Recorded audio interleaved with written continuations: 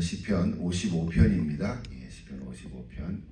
조금은 긴 절입니다. 23절까지 되어 있는데 역시 그 앞에 이렇게 표제를 보면 다윗의 마스길 이렇게 되어 있죠.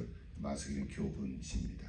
근데 교훈시지만 꼭 지혜를 통한 교훈도 있겠지만 오늘 이 시 내용을 보면 좀 탄식하는 그런 내용이 되어 있습니다. 그러니까 탄식을 통해서 하나님께 기도하는 거거든요. 다윗이 탄식하면서 하나님께 기도하는데 그것을 통해서 또 교훈을 주는 거죠. 어쩌면 우리도 그렇지 않습니까? 좋은 일들을 통해서 교훈을 받기도 하지만 힘들고 어려운 일들을 통해서도 교훈을 받는 거거든요. 그래서 오늘 시는 이제 그런 것입니다. 내용을 보면 우리 지은 곡을 잠깐 봤지만 정말 철떡같이 믿었던 사람의 배신, 이건 참 힘들잖아요. 그 배신으로 말미암은 깊은 상처를 다윗이 받았는데 그것을 가지고 하나님께 탄원하면서 기도하는 기도의 시입니다. 물론 그 믿었던 자의 배신자가 누구인가 오늘 시 자체에는 나오지 않지만 대부분의 학자들은 자기 아들이 압살롬이잖아요. 그 압살롬이 이제 반역을 할 때 그 압살롬을 따라간 동참한 아히도멜이라는 사람이 있습니다. 아히도벨. 이 아히도벨이라는 사람의 배신이 다윗을 더 아프게 한 거예요. 자기 아들은 또 아들이라고 또 그는 속상한 거지만 아들은 정말 마음을 아프게 한 거지만 그 압살롬의 그 반역에 동참한 아히도벨의 배신, 그거 얘기예요. 자세한 건 여러분 사무엘하 15장을 읽어보면 좀 잘 이해가 되겠지만 오늘 내용은 그렇습니다. 근데 아히도벨이 그냥 원수가 아니라 말이에요. 적군이 아니라 말이에요. 함께 같이 지냈던 신하 중에 가장 신임받는 신하 중에 하나니까 다윗의 마음을 이렇게 아프게 한 것입니다. 그래서 그의 배신으로 이제 쓰라리고 또 외롭고 쓸쓸한 그 다윗의 심정을 이제 오늘 시를 통해서 표현하는 건데요. 그래서 그럼에도 낙심하지 아니하고 하나님께 나아가는 그 다윗의 믿음이 더 깊은 신앙의 자리로 이렇게 다가가는 것을 우리가 결론적으로 볼 수 있습니다. 자, 우리 시를 같이 한번 읽어볼 텐데요. 이 다윗의 기도가 오늘 저와 여러분에게도 또 여러분 기도에 적용할 때 또 하나님의 은혜가 있기를 기도합니다. 다 한꺼번에 읽지 아니하고 한 세 부분으로 나눠서 읽어보려고 합니다. 먼저 1절부터 7절까지 한번 같이 보십시다. 1절부터 7절까지 천천히 같이 한번 기도하는 마음으로 다윗의 기도입니다. 하나님이여 내 기도에 귀를 기울이시고 내가 간구할 때에 숨지 마소서. 내게 굽히사 응답하소서. 내가 근심으로 편하지 못하여 탄식하오니 이는 원수의 소리와 악인의 압제 때문이라. 그들이 죄악을 내게 더하며 노하여 나를 핍박하나이다. 내 마음이 내 속에서 심히 아파하며 사망의 위험이 내게 이르렀도다. 두려움과 떨림이 내게 있고 공포가 나를 덮었도다. 나는 말하기를 만일 내게 비둘기같이 날개가 있다면 날아가서 편히 쉬리로다. 내가 멀리 날아가서 광야에 머무르리로다. 셀라라는 건 이렇게 하나의 그 취임새 같은 거죠. 자, 1절부터 7절까지는 이제 참 그 고통당한 자의 기도 이런 이제 주제인데요. 1절부터 다시 보면 다시 내 기도에 귀를 기울이시고 숨지 말라 달라고 이렇게 하나님께 기도합니다. 그러니까 다윗의 기도는 하나님을 향한 기도였습니다. 우리도 그렇죠. 어떤 상황 속에 있더라도 하나님을 향해서 기도하는 거예요. 기도의 대상, 목표가 분명해야 되죠. 하나님을 향한 기도예요. 그리고 하나님의 얼굴을 구하는 기도입니다. 우리 역대하에 보면 하나님의 얼굴을 구하면, 그렇죠? 고개를 돌려서 하나님의 얼굴을 구하면, 이것이 일단 첫 번째 방향입니다. 많은 사람들은요, 어려움을 당할 때, 고난과 환난 중에 있을 때 막 이러저러한 이유를 내죠. 이렇게 해서 그 변명하고 핑계를 많이 대지만 다윗은 그렇게 그런 것에 급급하지 아니하고 하나님의 도우심을 구했습니다. 2절에 보면 내게 굽히사 응답하소서. 굽히사라는 말이 조금 굉장히 의인화적인 표현이잖아요. 하나님 내게 굽히사, 내가 지금 막 힘이 없습니다. 약해졌습니다. 너무 아픕니다. 그래서 내게 좀 이렇게 굽혀 주시옵소서. 그런 거예요. 여러분, 우리가 어린 아이들을 볼 때는 눈높이를 맞춰서 굽혀야 되잖아요, 그죠? 잘 있냐, 괜찮냐, 뭐 이렇게 하지 않잖아요. 무릎을 꿇고 아이 얼굴을 맞추고 그렇게 하는 것처럼 다윗이 지금 그런 마음이에요. 내게 굽히사 응답하소서. 이건 하나님의 개입을 요청하는 거죠. 하나님의 개입을 요청하는 거예요. 이제 아까 이제 뒤에 또 나오겠지만 하나님이 이 지금 사건에 개입하셔서 좀 해결해 주시옵소서 그런 거예요. 일일이 한 절씩 다 언급할 수는 없지만요. 전체적으로 보면 이 다윗의 기도는 이게 불의와 압제에 대한 하나님의 어떤 공의로운 심판을 구하는 거예요. 자기 살이 사욕을 이렇게 원하거나 치우치거나 자신의 안위를 위한 기도가 아니라 하나님 나라를 위한 기도죠. 하나님의 의를 위한 기도죠. 공동체를 위한 기도라고도 볼 수 있어요. 자기 자신을 위한 기도지만 하나님 나라를 위한 기도인 거죠. 또 아까 읽었지만 6절 7절을 보면 마음이 너무 아파서 죽을 것 같은 거예요. 사망의 위협이 있다까지 얘기하는 거잖아요. 누가 막 이렇게 이렇게 칼을 들이대고 이렇게 죽이려고 하는 게 아니라 스스로 너무 마음이 속상해서 떨리고, 그렇죠? 고통 속에서 그런 하나의 비유적인 표현이죠. 폭풍과 광풍을 피하기 위해서 내가 날개가 있다면 날아가고 싶다고, 너를 피하고 싶다고, 피난처로 가고 싶다고 그렇게 기도하고 있습니다. 그런데 오늘 전체적으로 보면 그 피난처가 누구입니까? 어디입니까? 하나님이신 거죠. 여기 이제 우리 첫 번째 부분에서 우리에게 주신 하나의 교훈이죠. 피난처는 하나님이세요. 피난처 되시는 그런 찬송가 가사도 있지 않습니까? 하나님만이 나의 피난처가 되신다 이거죠. 다윗은 그걸 알고 있는 거예요. 우리도 알죠? 여러분도 오늘 기도하실 때 혹시 힘들고 어려운 또 그런 삶의 상황이 있을 때는 하나님만이 나의 피난처이십니다. 여러분도 그렇습니까? 네, 하나님만이 나의 피난처이시죠. 그렇다면 우리가 살면서 힘들고 어려운 또 심각한 어떤 마음의 고통이 있을 때 피난처가 되신 하나님께 나와서 그 안에 머물라, 그런 교훈이죠. 여러분 하나님 안에 머무십시오. 그것이 우리 첫 번째 부분에 우리에게 주시는 교훈입니다.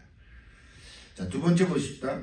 한 절씩 하려는 시간이 너무 많이 가서 그냥 전체적으로 이렇게 제가 얘기를 합니다. 두 번째 부분에 볼까요? 8절부터 19절 그 앞부분까지, 또 셀라가 나오는 부분까지 또 한번 읽어보십시다. 8절. 내가 나의 피난처로 속히 가서 폭풍과 광풍을 피하리라 하였도다. 내가 성내에서 강포와 분쟁을 보았사오니 주여 그들을 멸하소서. 그들의 혀를 잘라버리소서. 그들이 주야로 성벽 위에 두루 다니니 성중에는 죄악과 재난이 있으며 악독이 그 중에 있고 악박과 속임수가 그 거리를 떠나지 아니하도다.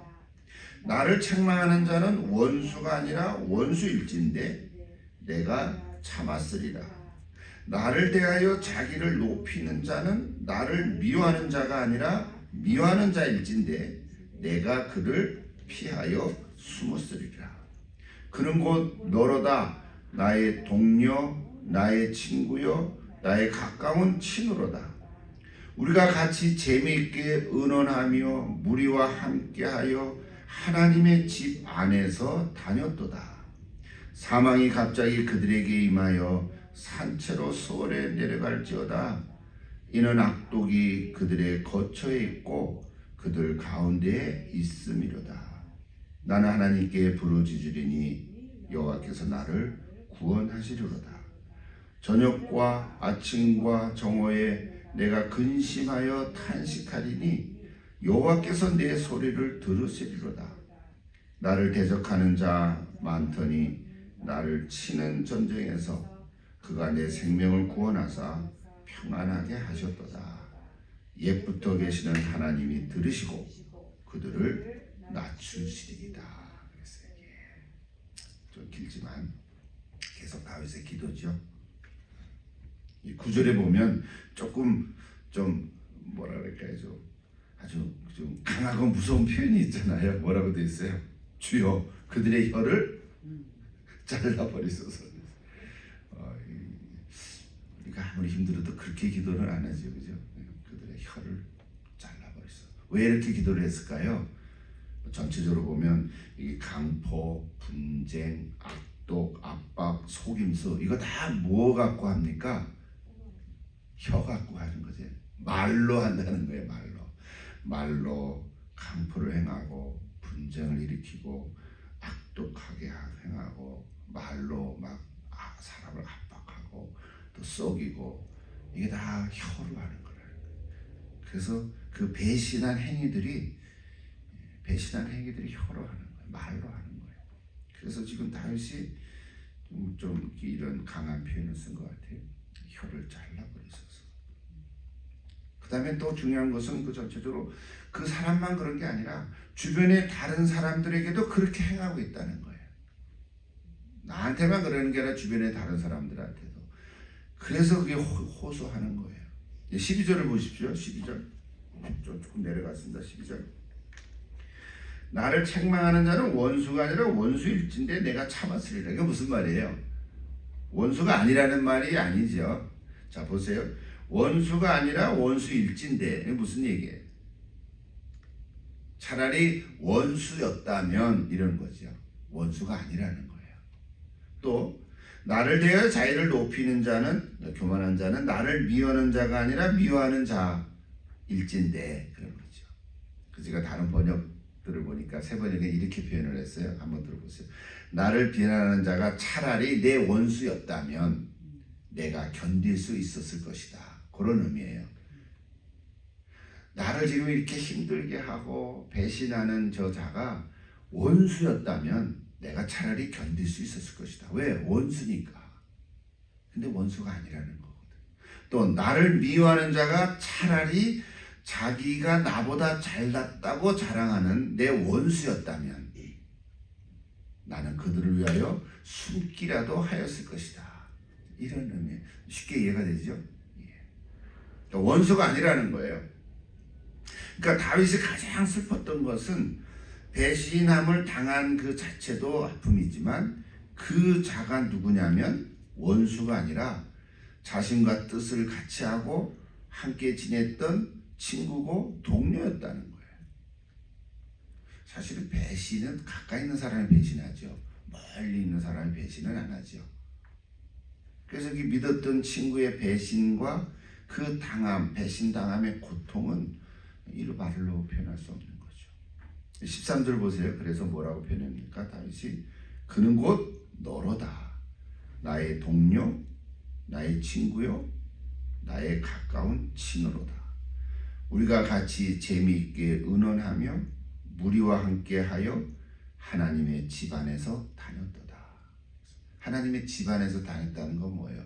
함께 하나님을 섬기며 같은 신앙생활을 했다는 거잖아요. 그러니까 그런 자들로부터 배신당함은 너무 아픈 거죠. 다윗이 그런 얘기를 하는 거예요. 그러니까 죽을 것 같은 심정이지만 여기 또 뒤에 보면 하루에 3번씩 저녁 뭐라 그랬죠 또 나오죠. 17절에 저녁과 아침과 정오에 하루에 3번씩 하나님께 탄식하며 기도했다는 거예요. 그랬더니 하나님께서 내 소리를 들으시고 생명을 안전하게 지켜주시고 평안을 주셨습니다. 이렇게 고백하는 것입니다. 여러분 혹시 지금까지 살면서 이런 일을 경험한 적도 있을 거예요. 그를 세상적으로 하면 경제적으로 사기를 당한 경우도 있죠, 그죠? 사기를 당하거나 다 믿었다가 같이 사업을 같이 했거나 또 돈을 이렇게 꿔줬거나 그런 사람들로부터 사기를 당할 수도 있고요. 다 믿었는데 그냥 약속을 안 지켰거나 그렇죠. 또 같이 신앙생활하던 사람들 가운데 또 이렇게 배신하는 그런 경우도 있습니다. 근데 여러분, 하나님께서는 기도하는 자와 함께 하실 줄로 믿습니다.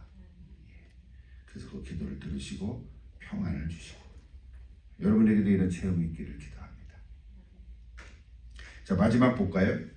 19절 그 후반부터 또 마지막 23절까지 읽어보십시오. 그들은 변하지 아니하며 하나님을 경외하지 아니함이니이다. 그는 손을 들어 자기와 화목한 자를 치고 그의 언약을 배반하였도다.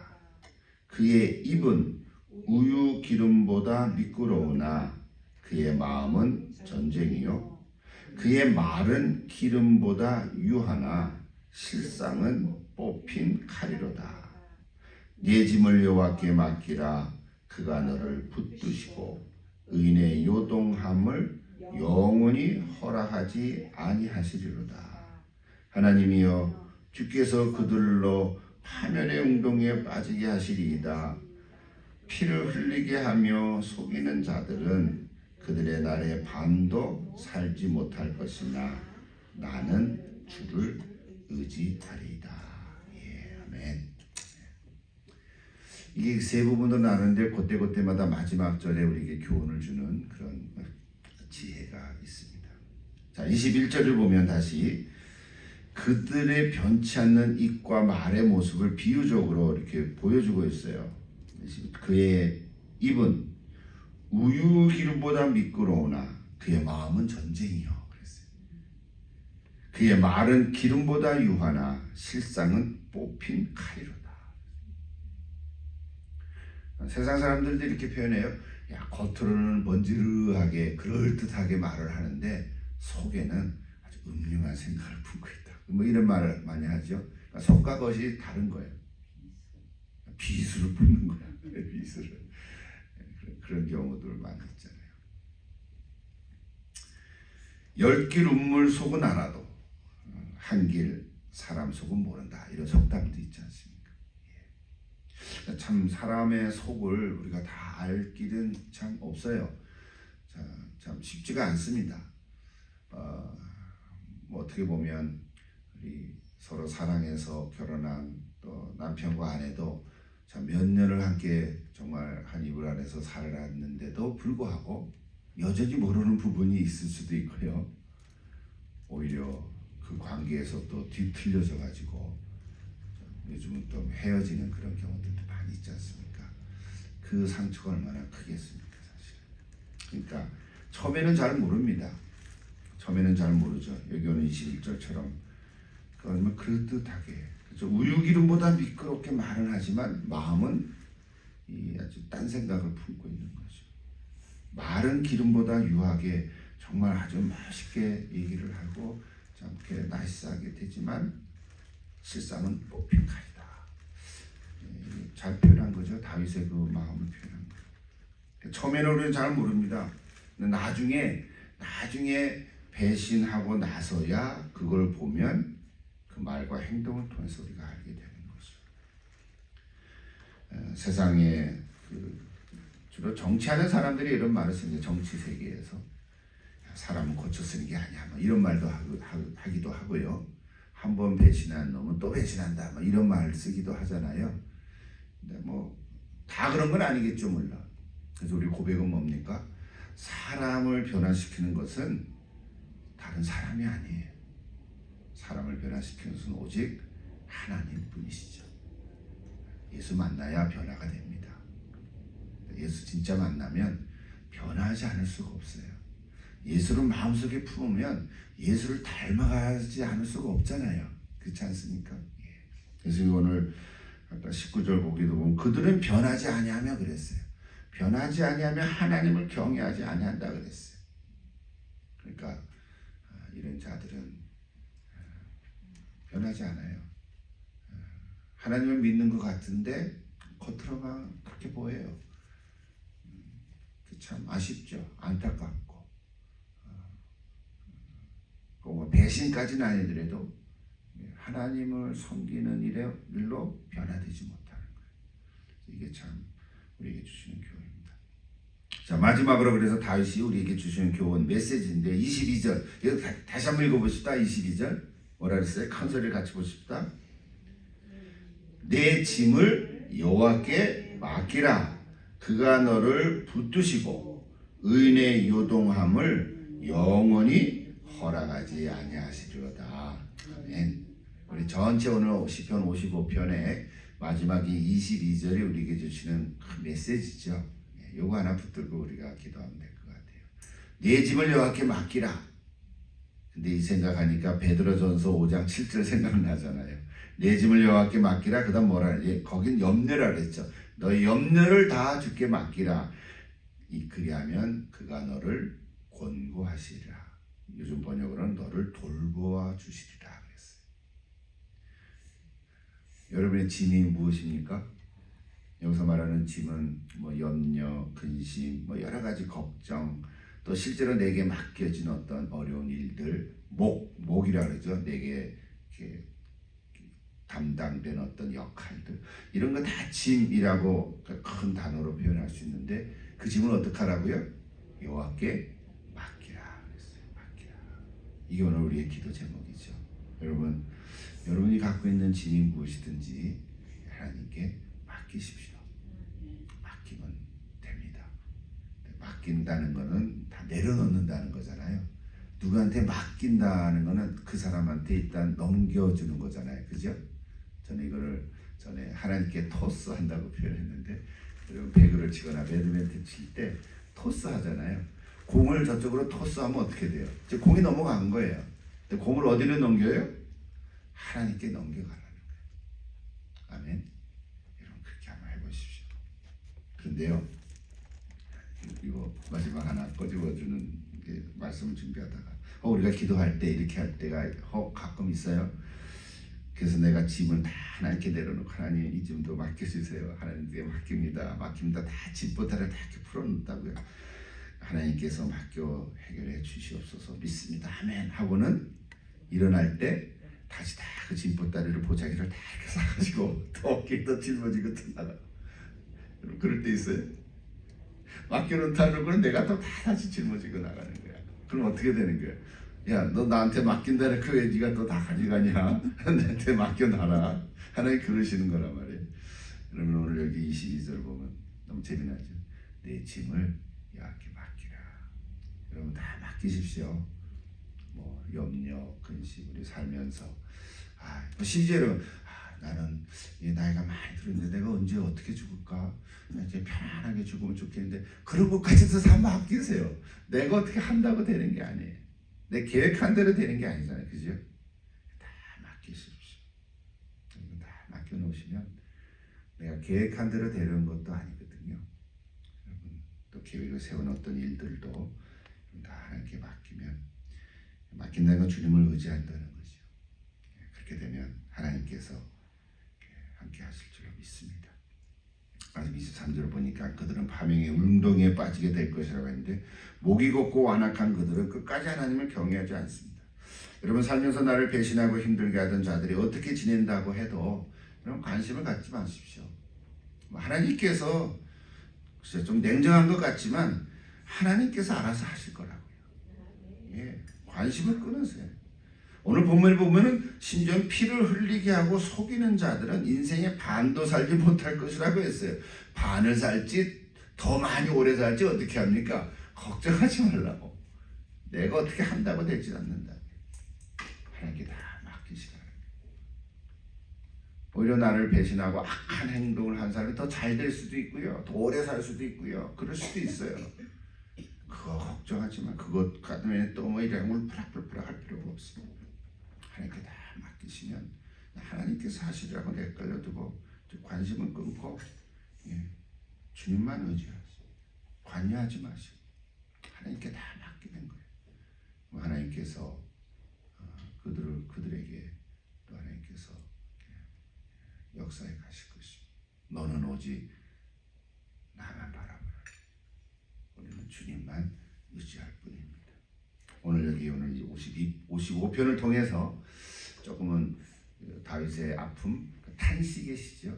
배신한 자, 특별히 동료, 친구, 내 신하 중에 신임한 그 사람의 배신에 대해서 너무 마음이 속상했는데 다윗이 그것을 하나님께 가져오면서 기도하면서 그 짐을 다 맡김으로 평안함을 얻고 또 다시 승리하는 그런 모습을 오늘께 보여주었습니다.